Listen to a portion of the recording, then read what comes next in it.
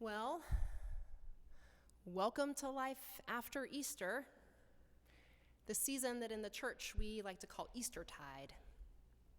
It's that time when every year we try a little more to live into what it means to be Easter people.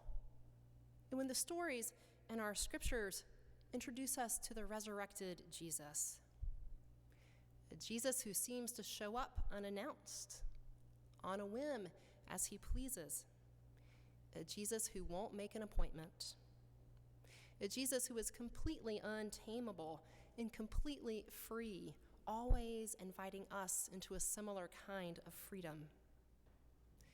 Eastertide is also, perhaps ironically, a time when our scriptures give us stories where God in various ways blows down the doors that we have locked ourselves behind out of fear. We were reminded last week that the good news of Easter trickles down even to us in this age of pandemic, and that the promise still holds true. It is good to remember the good news of Easter, especially as we hear from increasing numbers of you who have lost someone that you love due to COVID, or who because of COVID are not able to be with someone that you love who is dying of other things. As our collective grief rises, we might take comfort that Jesus, as Steve Garnaas-Holmes writes, walks through death like walking through smoke and out the other side.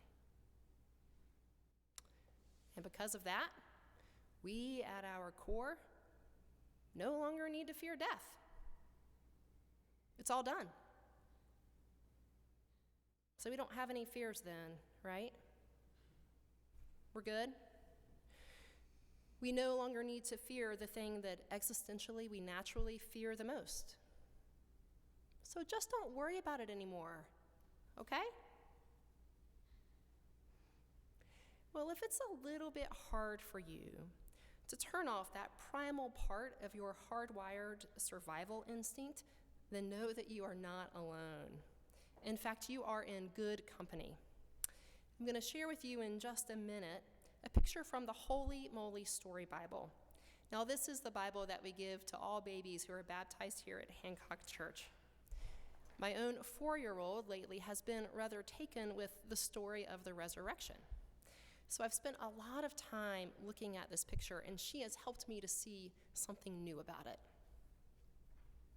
So here you see the ending of the resurrection story and the beginning of today's story.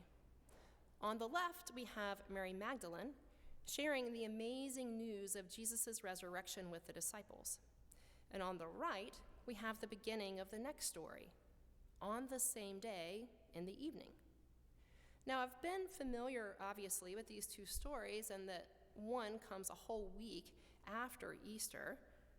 So I hadn't noticed the contrast until my daughter began asking me again and again, pointing to the picture on the left, why are they happy? And then pointing to the picture on the right and asking, why are they not happy? Why are they happy here and not happy here? What she's asking without having the language is, what happened between here and here that made the same people go from elated to terrified in the same day?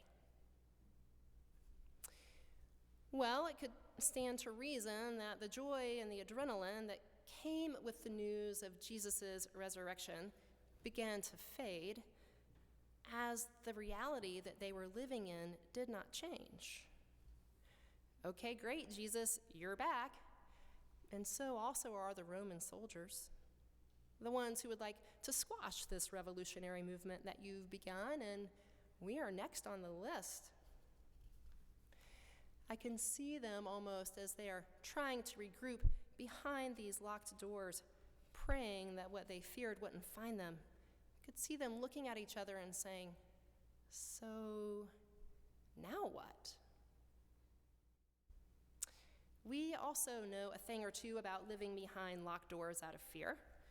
We now know about suddenly canceling everything, entering our houses, shutting our doors, and locking them tight, our best defense against the faceless, devious, brilliantly adaptive virus. We too know about the rush of adrenaline that can, in the face of everything, keep us going. Adrenaline can do amazing things, and it got us through about the first 2 weeks of social distancing and making preparations, stocking up on non-perishables, trading recipes with friends, enjoying the novelty of Zoom game nights, and if we were lucky, getting through those first 14 days without any symptoms. Adrenaline helped us to have the wherewithal to create that family schedule and post it on the wall. Adrenaline fired us up to get everything online overnight. Your work, your school, your church, your gym, your kids' dance classes, and on and on and on. Adrenaline did amazing things, and we needed it. As the disciples learned, and as we are learning, that kind of overdrive is not sustainable, and it's not meant to be. It is similar to the burst of energy that the newly bereaved have when making funeral arrangements. It's a product of the shock of loss. It helps us to survive, and when it wanes, we wane with it. But it helps us stand on our feet just long enough to ask, so now what? That is the question that we are all asking from the safety of our locked houses. So now what? When can we get back to normal? Will there ever be a time when life as we knew it returns? Why am I so tired when I hardly leave my house? How will we begin to recover from 20 million unemployed in just the last 4 weeks, a number that includes some of us or our spouses? How much closer will the circle of deaths get to us and those we love? How long can you go on living a mile from your grandkids without being able to see them and hug them? How long can you go on living a mile from your older parents without getting to see them and hug them? In a very real sense, we find ourselves in those early days after Easter, much like the disciples did. Love has won over fear, and very real danger is just outside of our doors. And that is the reality of being right here.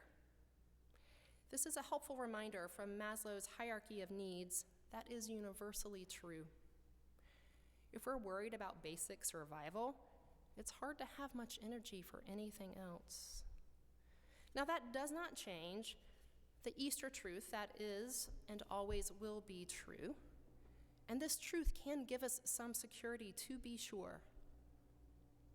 And also, it is true that here we are focusing on concerns for basic survival, and we're going to have to figure out how to live in this very uncertain moment for more than a moment.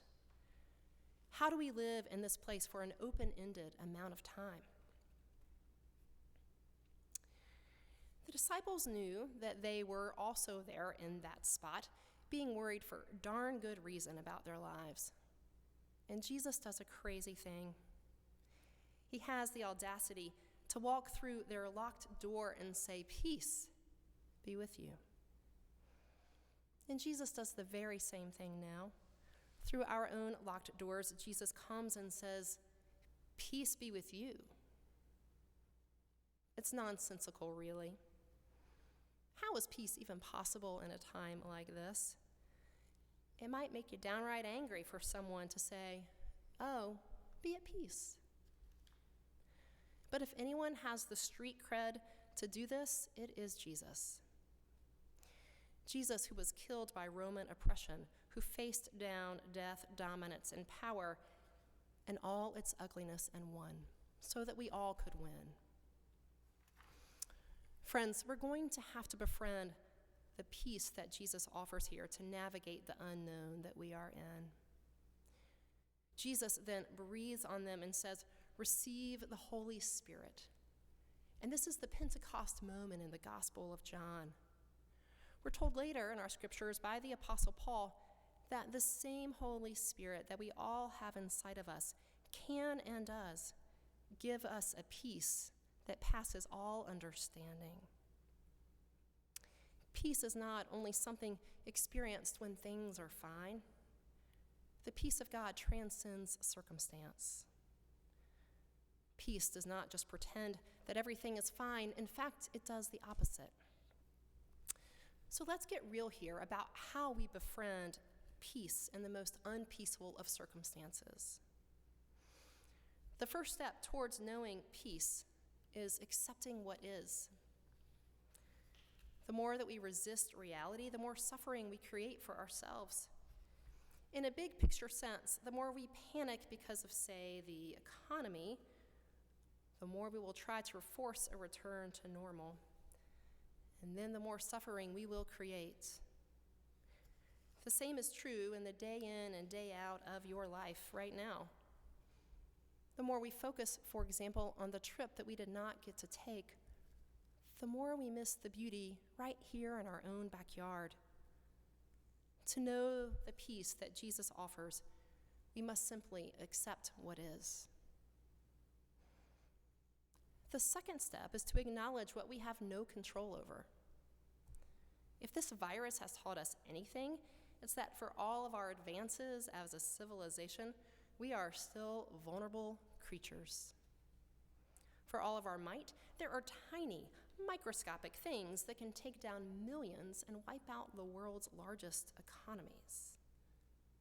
On a more mundane level, we cannot control when there will be more toilet paper on the shelves at the store, or when we will be able to buy more than 2 dozen eggs at a time.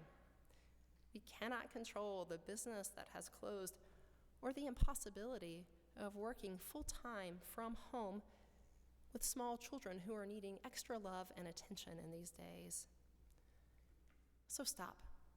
Stop trying to do it all. Let's stop trying to control what we cannot. And the third step towards letting in the peace that Jesus offers is to accept where you are.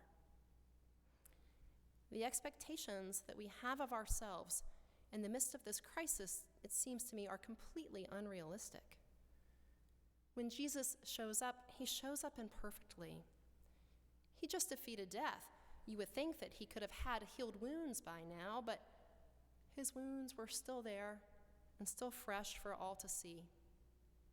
If Jesus can show his vulnerability in this moment, then so can we. Accept where you are. There are days you may feel like Mary Magdalene on Easter morning, full of faith and assurance and joy in the midst of it all.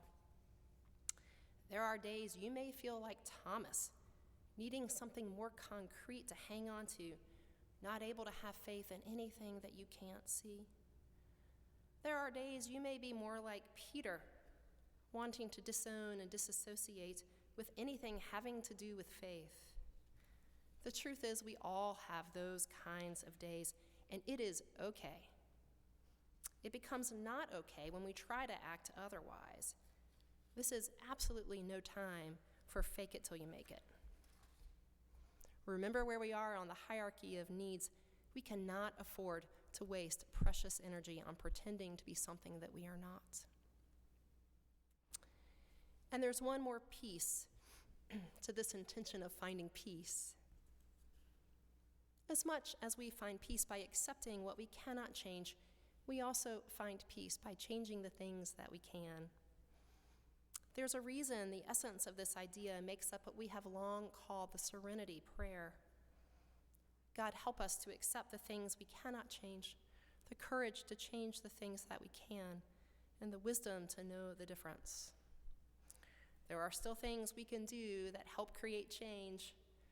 Some of our Hancock folks are doing that by being involved with our phone tree and calling to check in on one another, making sure that each member of this body knows that they're not alone. You are changing what you can, easing a little bit of the isolation. 2 weeks ago, a handful of our members made 50 sandwiches and bought fresh, produce and 70 gift cards for food to the outdoor church in Boston. You are changing what you can, feeding someone who might not otherwise eat that day. You've shown great faithfulness in continuing to support Hancock financially in these days, and even more so because of these days.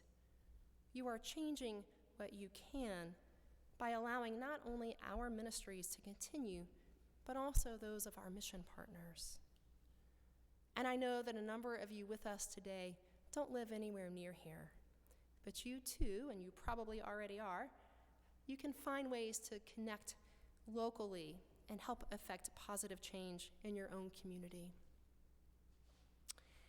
It's no coincidence that before Jesus breathed on them and said, "Receive the Holy Spirit," he also said, "As God has sent me, so I send you." So change what you can, accept what you can't change, accept yourself where you are, and accept what is. And as you do that, may you know the presence of God with you, who walks through all of your doors and all of your fears. May you know the surprising, unannounced, untamable God of Eastertide, who has already put way down deep inside of you the nonsensical, audacious, ridiculous peace that passes all understanding. Thanks be to God. May it be so.